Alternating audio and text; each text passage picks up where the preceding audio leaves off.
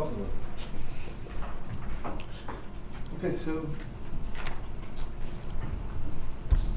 the sort of question we want to address is the role of intermediaries in terms of promoting cohesion, intermediaries in the local authority and within the voluntary community sector. I'll just give a bit of context because we're going to focus on Rotherham. I'll give a bit of context to that. Zen will talk about the role of the voluntary community sector, and then Justin will round off on the council. And Zafar can take part in the discussion and answer the questions. Rotherham as a borough, see 70% of it is rural geographically.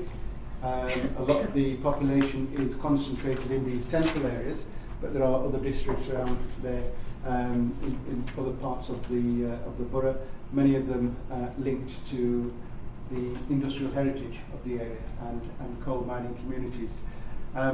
Population of just over a 250,000.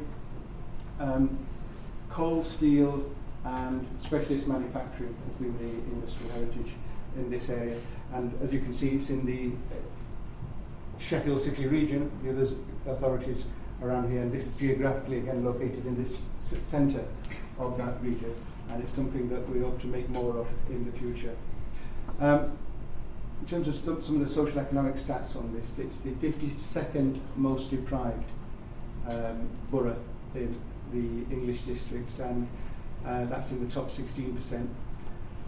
The red bits here are the 10% most deprived areas in England, and 20% of the population of Rotherham live in the 10% most deprived areas of England.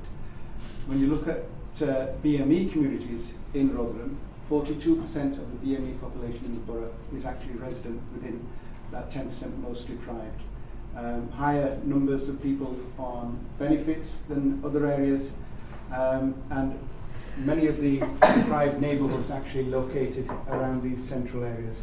This looks like a big area, but a lot of that is rural, so it's not a big, in terms of population, it's not a big population across there, it's because of the way the population is dispersed. How do BME communities fit onto that in terms of some of the issues there?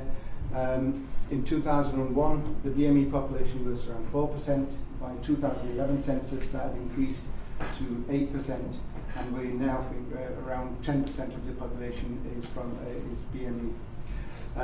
That's still lower than the national average. The majority of the BME population is from a sort of Pakistani Kashmiri heritage. Since 2004, increased European migration, and now we think we have around 4,000 Slovak and Czech Roma people in the community. Again, coming back to those deprived areas here in the centre, 58% of the total BME population for Rotherham is actually resident in 3 wards: Rotherham East, Rotherham West and Boston Castle. And within those wards, 38% of the population are from an ethnic minority background.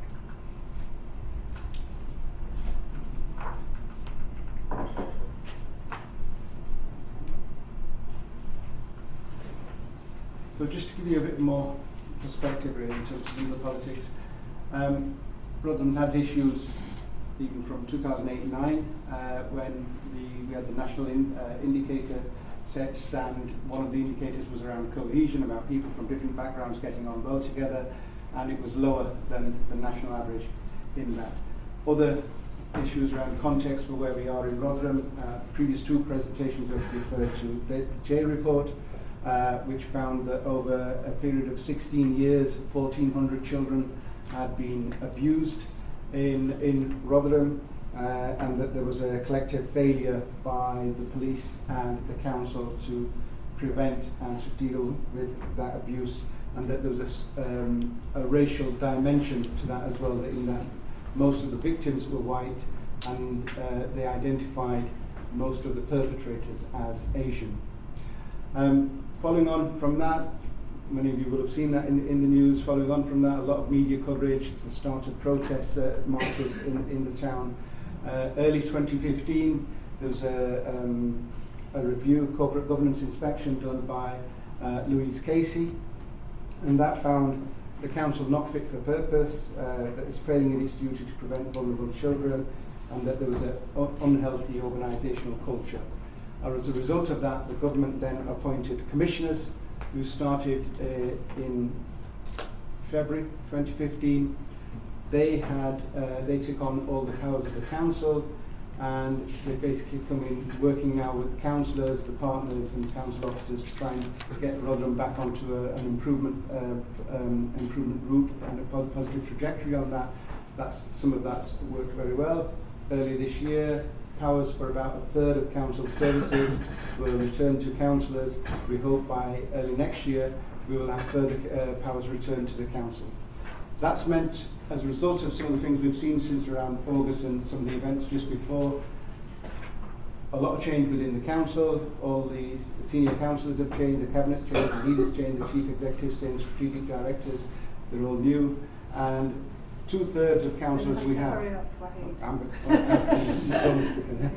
So a lot of organisational change. Some of the research we've done last year shows that people feel Rotherham's a friendly place, but there's a lack of integration. Lots of protest marches have been held in the last year at a cost to the police of 4 million, but other costs and to other the local authority and businesses, 25% loss on protest days, and it increases tensions.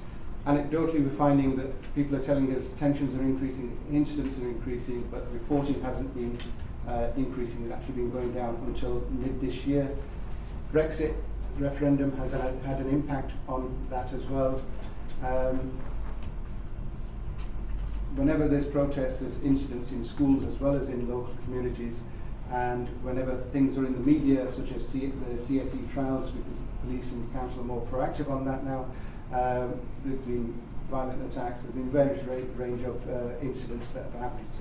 And the council as an intermediary, there's many different roles, there's many different services acting with communities, as well as councillors acting in their communities. And one we just want to share with you here is a project where we had, it's a Women's Voices project where we've worked with the voluntary community sector to support 40 women, building confidence, building their voice, taking them to town hall, understand how decisions are made. Finish there, pass on to Zen. Thank you. I hope you don't mind me being seated. I've got arthritis, I'm in a lot of pain. Today's not a good day pain-wise. Would you be? Why does just give us a context on Rotherham? What I'm going to do is give some examples of what my own organisation and what we're doing in Rotherham to promote community cohesion. There are lots of good work going on in Rotherham and some amazing organisations. I work for Rotherham United Community Sports Trust, which is the charity of the football club. There are 72 community programmes across UK who use sport to bring communities together. We've delivered a number of projects to engage young people. Initially, engagement has been through football and sport, then moving them on to education and training, using sport as a hook. We've delivered programmes such as Rewind anti-racism training in school to young people, which challenges some of the myths around racism. We've delivered a project called Faith in Action, which involved young people visiting places of worship and questioning panel of religious leaders around faith. Those young people thought they were coming just to play football. We have delivered youth clubs in mosques. We've covered health sessions, including working with Muslim girls, which the mosques themselves have asked us to do that. I also want to emphasise the mosque sessions were delivered by white workers. So it wasn't that the Muslim workers were in their mosque delivering to a Muslim community. We've also set up United for Communities, a football club, and the reason was that I was signposting a lot of young BME players to local football club. There were lots of racism, so they came back. So we decided we've got to set up our own community football club. And I've been told it's a chartered standard club. I don't know what a chartered standard club is, so don't ask me. And it gives BME young people opportunity to play competitive matches in Sunday League. Currently, I've been told by the manager they're at top of that league. We also have Miller's Youth Forum, which was set up to give young people a voice who will go unheard. 15 Roma young people are currently on the management committee, and they've just undertaken hate crime training, which is what is hate crime, how to report it, because I'm also, Rotherham United is a hate crime reporting centre, and I'm also the chair of Rotherham Independent Hate Crime Panel. We've also this year finally received funding from Premier League Kicks, which is delivering football across 5 different localities in Rotherham. On Friday night, we bring all the young people together in a central venue, so it could be white young people from WAF and BME people from where I live in Masborough. We also do events like show races and kick it out to bring communities together. We also deliver the National Citizen Service contract. We've received positive feedback from Football League Trust, who hold the Cabinet Office contract. Last time they came out to visit us, they said we have good social mix. Basically, Muslim women in Rotherham are not tied to the kitchen sink. Come and visit us. The area where I live, the women have been involved in the Imagine project. They produced this herbal remedies book. Okay. It gave the women the opportunity to reposition community knowledge and give the recognition to community knowledge. And by doing this work, it had really built their confidence. For me, I'm also the governor of that school. I also attended that primary school years ago, so it's always nice to go back. Rotherham United Community Sports deliver a project called Sport for All, and use sport to break down barriers. The project was to engage BME adults in sport because of the low participation. It has been very successful, especially our engagement with Muslim women. As part of the project, we've delivered netball at the local school to just get them engaged in sport. It's a comfortable environment, they're familiar with that environment. The intermediaries here are the school, the learning mentor, family sport worker, she's an amazing woman, Friends of Thornhill School, the school governors, she comes with them, a parent governor, Rotherham United and the football club, all doing our bit to support the women. The women now come every Thursday morning to New York Stadium, which opened in September. They do fitness sessions because they want to stay fit for the netball sessions. Given the association of football with racism, it's great that they come in. And every Thursday morning, they drop the children off to school and then come down to the stadium, which isn't very far. And on 21st of December, they've got a match with the women from Barnsley, sort of thing, and they call themselves Thornhill Tigers. And they want to do cycling in the summer, so I've put a bid into my local Tesco for a dozen cycles. There is a great walking and cycling route from football stadium to Meadowhall, ideal for women. We've also trained up some women with sport qualification. Yeah. I've slightly amended the next presentation. Basically, I want to talk about creating safe spaces for women first. Traditionally, safe spaces have always been linked with women's organisation. Now that we've got more cuts in women's organisation, we need to look at community libraries like what we use during the Imagine project. A football club can become a safe space for women as well. As a former community development worker, I think the role of community development worker is very crucial today as it was in the 80s. We have English classes a year because some women can't speak English, or most do these days.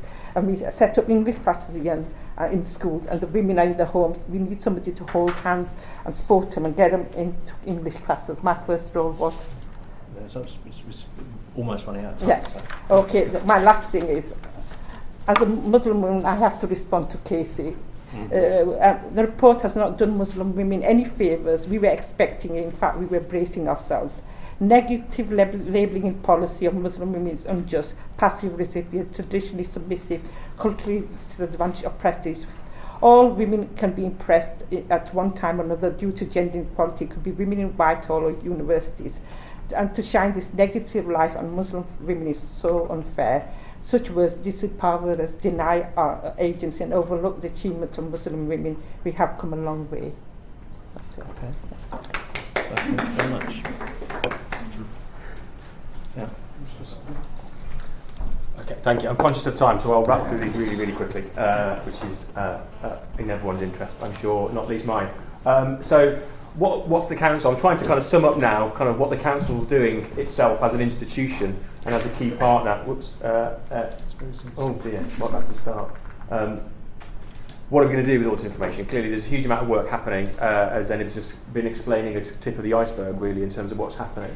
So the council's approach is really to kind of review its whole approach to community cohesion, and as a term, I don't think our politicians and senior managers are that keen on community cohesion as what we're talking about really is building stronger communities across Rotherham rather than community cohesion, because we find that terminology alienates some people, it excites some people, but it means nothing to others. So we're trying to say, well, what do we all want across all the political parties across Rotherham? Is we want stronger communities, because those are the communities that will define our economic future within the City region and so on. We also need to recognise our role as a council, and I think the council is often seen as a single entity. You know, people say, oh, the council do this, but you've got a hugely diverse institution. We've got our role as community leader. We've got 63 elected, is it 63? I forget. 63 elected councillors who are there to behave on behalf of all of their constituents in their wards and champion their needs, whoever they may be. We're a facilitator and broker between other agencies. A relationship with communities and the police is not at its best at the moment for various reasons in different parts. And actually they're more likely to talk to the council than they are the police. So it's understanding our own role as an intermediary at times. And it's also the other thing to bear in mind from national policymakers' perspective in terms of local government experience of this is that we also have to work with the opposition. So we have 14 UKIP councillors who are our, they are our opposition, and they have particular viewpoints on equalities and diversity and issues around support to particular groups across Rotherham, and there are people that we have to work with, and that is different. I think there's a very different context in central government to the opposition as there is in local government. So we're understanding those roles and how we can use all of them to tap into different parts of the community is absolutely critical. So one thing that we are doing is also root and branch reviewing the way that we work through our neighbourhoods, which is at this point here. We have area assemblies, or had area assemblies, which is a common, how do you kind of have a dialogue more meaningfully with different parts of the community. We're looking through that, looking to kind of model that up from support to councillors at ward level and rebuilding it from there. And I think there's an internal process as well. And again, it would be remiss of me as one of the few local government people, at least for now in the room, to say that the capacity that we have to look at these issues, and this is what's so important about events like today, our knowledge capacity, our research capacity, our intelligence capacity as a council has completely been hollowed out over the last 2, 3, 5 years or so, and we've got £41 million worth of more savings to find in the next 3 years. So if Wahid and I are here in 3 years' time, it'll be a miracle, frankly, but it will be because of really good partnership work with our universities and other people across the sub-region to do this really important thinking, as well as delivering children's services and delivering adult social care. So one of the ideas that we've got, and I'm not towards the bottom of it, referred to as a think tank. What we're trying to set up is something like this, really, something that we can work with the communities, bring expertise in from academia and so on, but have that dialogue with communities. Whether think tank is a terminology that the communities will recognise, we don't know, but we want to have something that's not of the council. It doesn't feel like the council's coming to the community and telling it how it ought to be behaving and so on. It's getting that kind of community engagement and ownership. And where he mentioned some of it as well, there's a specific targeted programme of work around support for women, given where Rotherham has come from. I won't go into this, but this is the other thing that we're doing is working with our partners. We're looking to kind of redefine how we work with communities. Clearly our health partners, our local policing partners all have their own geographies that they're all working to. So, we're trying to, what is the sum of the parts really that we're trying to work effectively? All of us having dialogue with communities, all of us generating intelligence, but we're not feeding all of that back into the council. So locality working, and one thing that's coming through is this is something that's kind of effectively defining a lot of the work that we're doing as a council. This is through our commissioning strategy, basically recognising our community as an asset, again in the financial challenges that we're facing.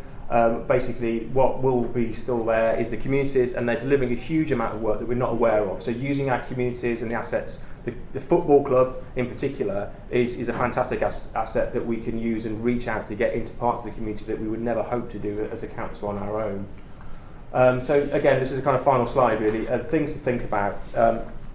We've mentioned Casey a couple of times today.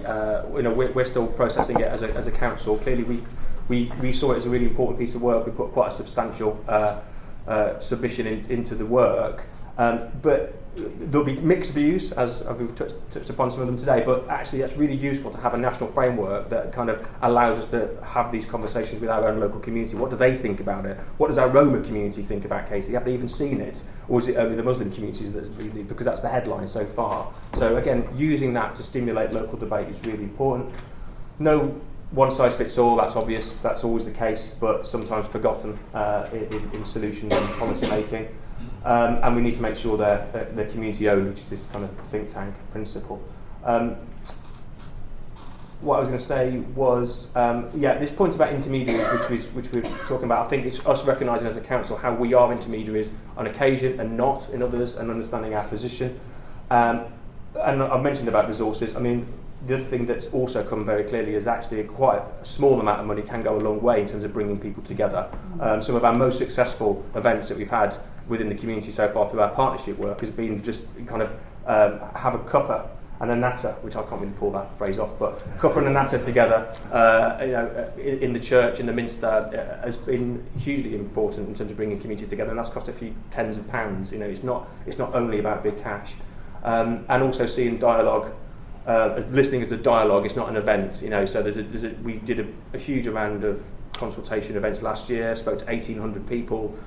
What do they think about Rotherham? What do they think about Rotherham's future? That's fine, but that's 2 years ago now, so it's kind of we should have been sustaining that on an ongoing basis, and we've got some lessons to learn there, but it's a dialogue, it's not a series of events, and mainstreaming that in all the services is a challenge, but that's what we've got to do.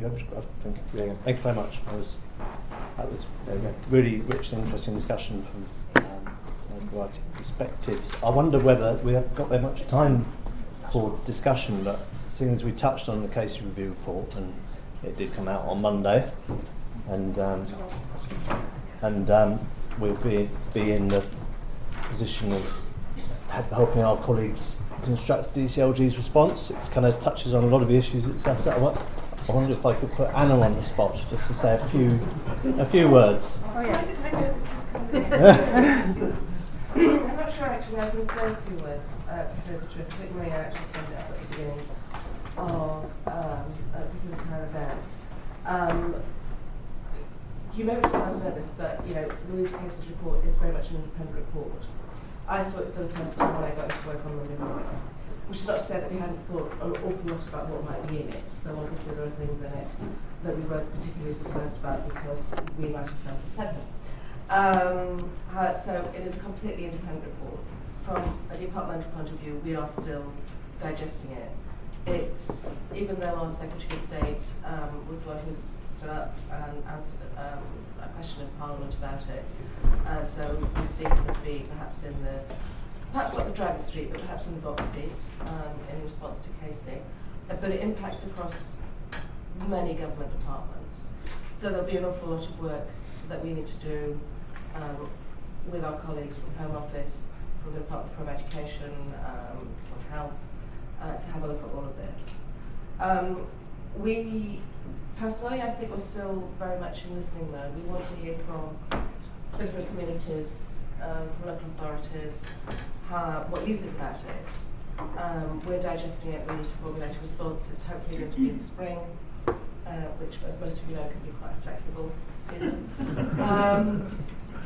We're actually speaking to hopefully colleagues from Rotherham about the case report on Monday, and hopefully we've had a bit more chance to digest it ourselves.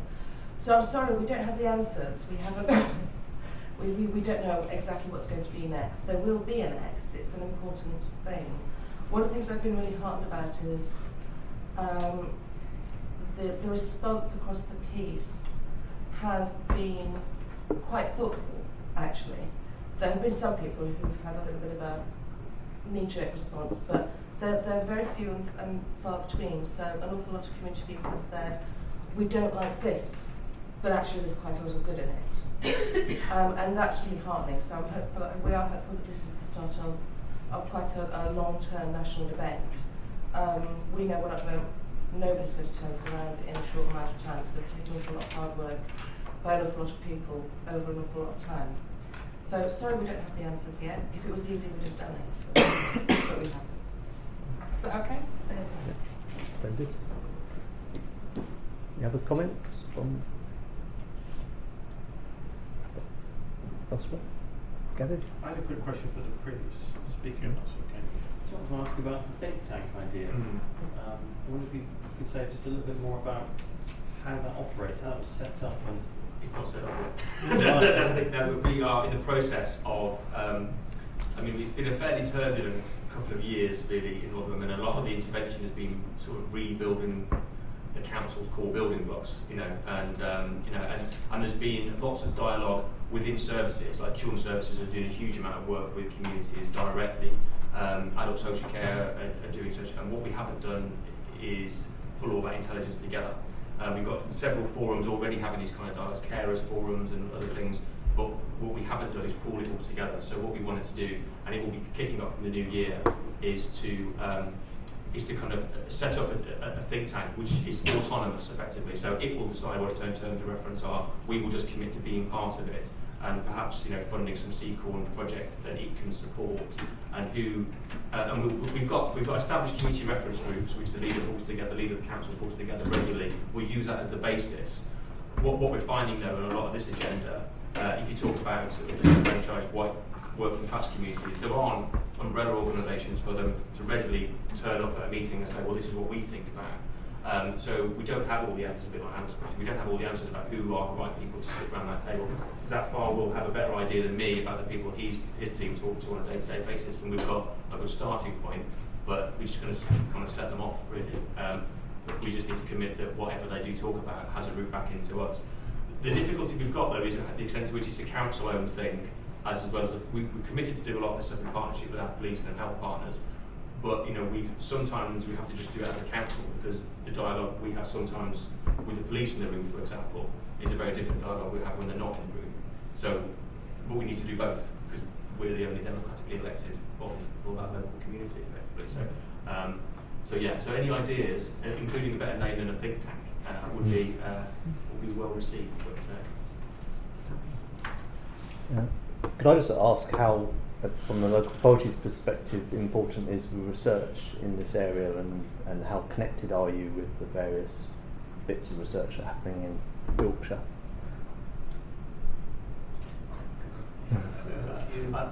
Not as well as we should be, I think, and that points.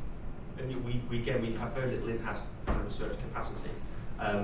Some of the stuff that we've heard today, we were aware of because Kate has, and others will have good linkages to people like Wahid and colleagues of mine in the council.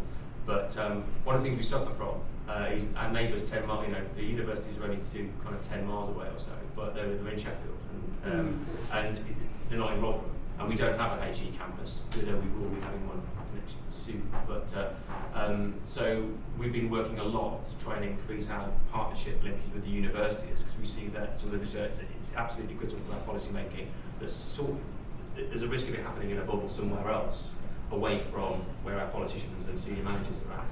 Yeah. So that, again, it's a role of the think tank potentially to connect some of that up in a practical way with what we're trying to do. There's a lot more work to do. Yeah. On the back of that, I was just going to ask, is it a role for universities able to convene sessions with not just the university that's located in the local authority area, but to invite others who are dealing with similar types of issues, and there's that sort of flow of knowledge across boundaries, but also local authorities that want to find solutions together, and driving that and then involving people, a bit like a snowball, and start to gain a bit more momentum. I think that's absolutely right, and that's really important for the university to do that. And we just see across the border, Sheffield get a huge amount of their day-to-day interaction with two universities there that we're trying to get a piece of, effectively. But it goes beyond, it's just that's your gateway into that world, I think. I mean, I was very conscious when I started working in Rotherham in 2006 with the museum, on the museum project, is how the contact wasn't very strong, and then I actually worked with Gordon and colleagues over in Urban Studies who had the Cylon network. But I think there's a need to reinvigorate that, Maria, and I think the sense in which actually we need to all work collaboratively. Your think tanks, we should have one, university think tank, but I've often argued for a campus in Dearne Valley. I've said, what's wrong with the Dearne Valley? It's great, but actually to bring the universities into the communities. And I think the Leave vote, actually, universities were quite shocked because they've lost billions through Brexit, and they didn't explain that to their local communities. So I think that's a thing, and our Vice-Chancellor is really conscious of that, actually. So, Good. Well, in order to keep to time, we'll need to bring this session to a close. And thank you to all our speakers. And it's as we said in the beginning, this is the beginning of a conversation which I'm sure will continue. So thank you very much.